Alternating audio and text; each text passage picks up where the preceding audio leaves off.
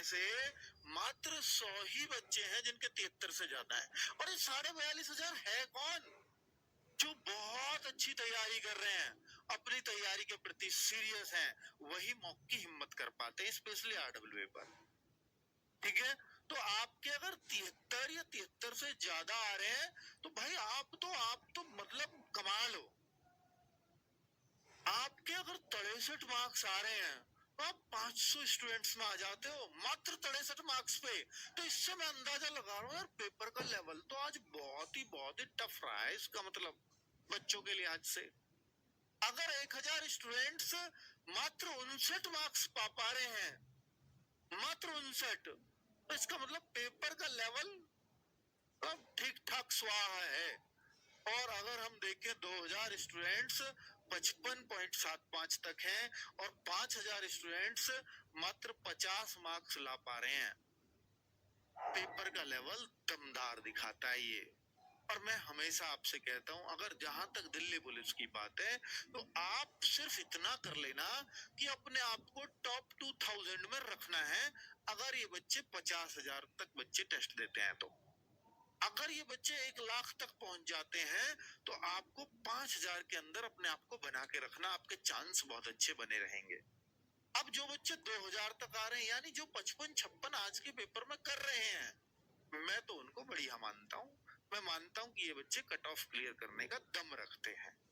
ठीक है, चलिए आज की वीडियो थोड़ी लंबी इसलिए होगी क्योंकि आज हमने थोड़ी सी बातें शुरुआत में कर दी और भी कुछ करूंगा, क्योंकि भाई पहला एनालिसिस है इस सीजन का।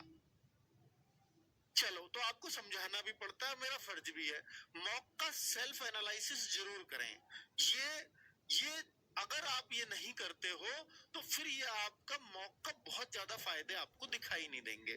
मैं आपसे कहता हूं, ये सेल्फ एनालिसिस क्या होता है मेरे भाई? जब आप मॉक दे देते हैं, आपके सॉल्यूशंस खुलेंगे, या आपको भी चिंता रहती है कि भाई मेरे कौन कौन से गलत हो गए आज। क्योंकि जब हम मॉक देते हैं तो हमें हमेशा जो हमारे मार्क्स आते हैं, हमें उम्मीद रहती है कि इससे ज्यादा ही आएंगे, ये हमारे कम आए हैं। तो हमें एक ईगरनेस रहती है कि यार मेरे गलत कौन से हुए, और गलत इस एनालिसिस के बाद खुलते हैं आजकल। अब ये रहेगा, तो इस एनालिसिस के बाद आपको ये पता लगेगा कि मेरे गलत कौन कौन से हुए हैं।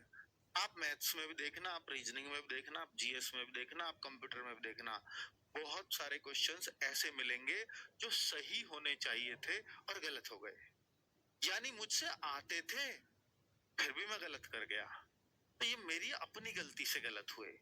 अब इसको करेक्ट करने का क्या तरीका है?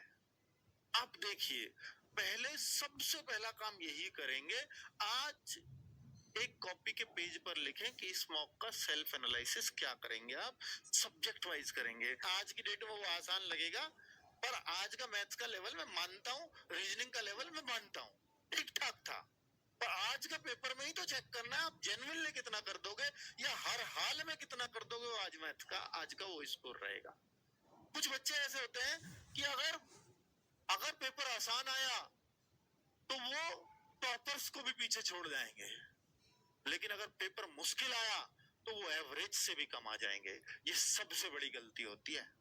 मैं हमेशा एक बात कहता हूं बच्चों, कि मैं उस बच्चे पे ज्यादा विश्वास करता हूं कि जो टफ पेपर आए तब भी 70-65 के बीच में रहे, आसान आए तब भी 70-72 ही रहे। और एक बच्चा जब आसान आता है तो 90 पहुंच जाता है, और जब टफ आता है तो 50 पे आ जाता है। तो मैं कभी उस बच्चे पे भरोसा नहीं करूंगा जो 90 और 50 वाला है। मैं 70-72 के इर्द गिर्द जो रहता है ना, हमेशा उस बच्चे पे भरोसा करूंगा। जानी चाहिए फीमेल की कट ऑफ क्या जानी चाहिए? कोई कहे तो भाई देखो, मैं आज के पेपर में ये मानता हूँ कि आज आपको 58 के आसपास स्कोर करना चाहिए था।